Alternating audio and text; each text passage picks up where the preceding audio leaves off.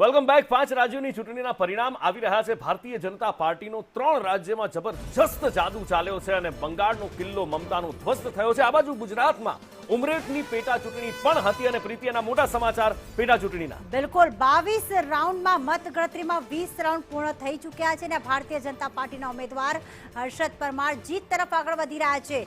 20મા રાઉન્ડના અંતે 32,000 મતોની લીડ મેળવી ચૂકી છે અને ઉમરેઠમાં ભારતીય જનતા પાર્ટી જે છે તેનો ભગવો લહેરાયો છે। ફરી વખત ઉમરેઠમાં ભારતીય જનતા પાર્ટી જે છે એમની જીત થઈ રહી છે અને કોંગ્રેસના ઉમેદવારની હાર થઈ ગઈ છે। એટલે કે 5 રાજ્યોમાં તો 3 રાજ્યો તો કબજે કર્યા, પરંતુ અહીંયા ઉમરેઠમાં પણ પોતાનો ગઢ વિધાનસભાની પેટા ચૂંટણીમાં ભારતીય જનતા પાર્ટીના ઉમેદવાર હર્ષદ પરમારનો વિજય થયો છે અને જંગી લીડથી તેમને બહુમતી મળી છે। ત્યારે આપ જોઈ શકો છો એ પ્રકારે દ્રશ્યો।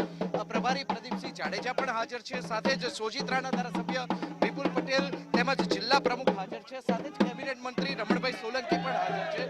જિલ્લા પ્રમુખ સાથે વાત કરીશું। જીતનો શ્રેય તમે કોને આપો છો? સૌ મતદારોએ ભારતીય જનતા પાર્ટીની તરફેણમાં મતદાન કર્યું છે।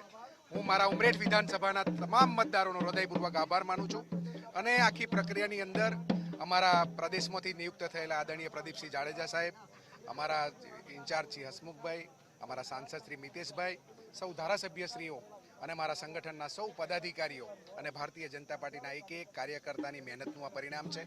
હું હર્ષદભાઈ પરમારને હૃદયપૂર્વક ખૂબ ખૂબ અભિનંદન પાઠવું છું, શુભકામનાઓ પાઠવું છું અને મારા મતદારોનો હૃદયપૂર્વક આભાર માનું છું, મારા કાર્યકર્તાઓનો હૃદયપૂર્વક આભાર માનું છું અને આખી અમે સીટ અમારા ગુજરાતના નેતૃત્વને અર્પણ કરીએ છીએ। સાથે સાથે ગોવિંદભાઈ પરમારના અવસાનને કારણે આખી સીટ ખાલી પડી હતી। અમે આ સીટ અમારા ગોવિંદભાઈ પરમારને શ્રદ્ધાંજલિ રૂપે અર્પણ કરીએ છીએ।